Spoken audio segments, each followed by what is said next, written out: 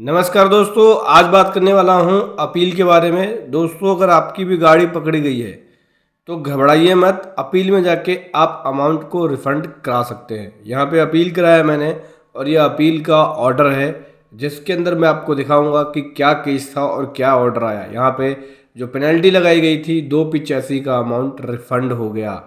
हाँ जी दोस्तों, चलिए डिटेल में समझेंगे। बहुत कुछ सीखने को मिलेगा, बहुत कुछ समझने को मिलेगा इस वीडियो के अंदर। उससे पहले बताना चाहूँगा, जो भी भाई बंधु मेरे चैनल पे पहली बार है, इस वीडियो को पहली बार देख रहे हैं, जिन्होंने अभी तक सब्सक्राइब नहीं किया, सब्सक्राइब कर लीजिए। साथ साथ बेल आइकन में भी क्लिक कर लीजिए ताकि इस तरह का कंटेंट आपको मिलता रहे।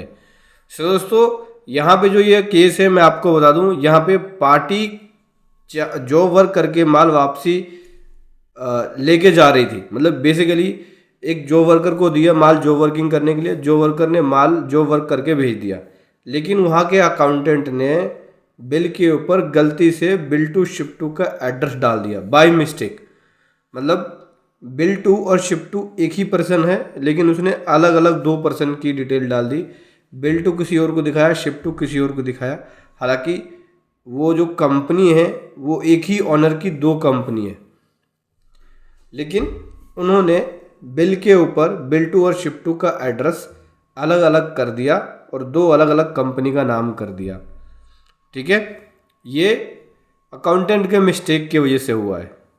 तो रास्ते में इनकी गाड़ी पकड़ी गई, चेक ड्राइवर के बयान लिए गए और डॉक्यूमेंट्स को चेक किया गया। जब डॉक्यूमेंट्स को चेक किया तो ये पाया कि बिल के ऊपर जो एड्रेस है, सो दोस्तों ये जो है ये ह्यूमन एरर है, ये किसी से भी हो सकता है। ठीक है, इस तरह की गलतियाँ कि बिलिंग एड्रेस कुछ और थी, शिपिंग एड्रेस गलती से कुछ और हो गया। ड्राइवर के बयान जो लिया गया उसमें ये पाएगा कि ड्राइवर जो बिलिंग एड्रेस है उसी एड्रेस पे माल ले जा रहा है, शिपिंग एड्रेस पे नहीं ले जा रहा है। तो कई बार मिस्टेक्स हो जाती हैं। इसका मतलब ये नहीं कि पेनल्टी लगा दी जाएगी, लेकिन जब रास्ते में गाड़ी डिटेन होगी तो उस समय वो सुनवाई नहीं करते हैं, वो तो पेनल्टी जमा कराएंगे ही। आप अपील के प्रोसेस में जाके अमाउंट को रिफंड करा सकते हो। तो जैसा कि देख सकते हैं, जब गाड़ी पकड़ी गई तो ऑफिसर ने यहाँ पे पेनल्टी लगा दी, 285,694 की पेनल्टी लगाई। उसके बाद ये केस गया अपील में। ठीक है, ये केस की स्टेटमेंट है, ये केस अपील में गया। तो अपील में जाने के बाद इसका ऑर्डर आया है। यहाँ पे अपील अथॉरिटी ने कुछ केस लो लगाए हैं, बताया है कि जो ड्राइवर का बयान है वो उसकी ऑथेंटिसिटी नहीं दे सकते, क्योंकि ड्राइवर के बयान पे गाड़ी जब्त नहीं की सकती। अकाउंटेंट ने जो बिल बनाया वो एक गलती कर दी, बिल टू शिप टू का एड्रेस अलग अलग कर दिया। हालांकि जो माल जा रहा था वो बिलिंग एड्रेस पे ही जा रहा था।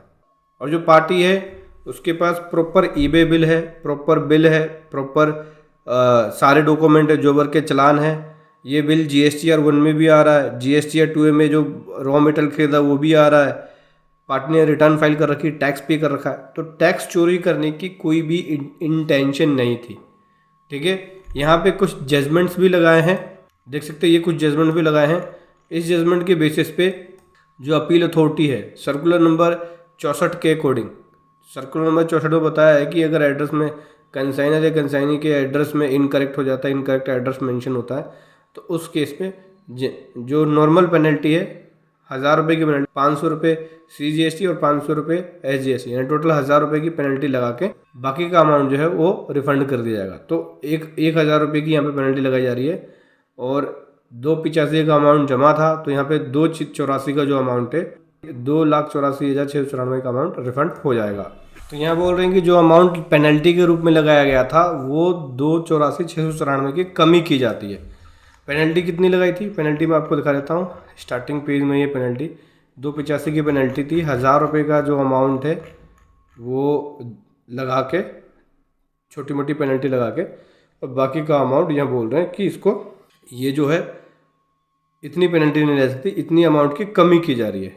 ठीक है, तो यहाँ पे बोल रहे हैं कि इस प्रकार इतने अमाउंट की कमी की जाती है और ये नियमानुसार वापसी किया जाए। इसके लिए जो आदेश दिए जाते हैं, मतलब ऑर्डर दिया जाता है कि ये जो अमाउंट है धनराशि का वो वापस कर दिया जाए।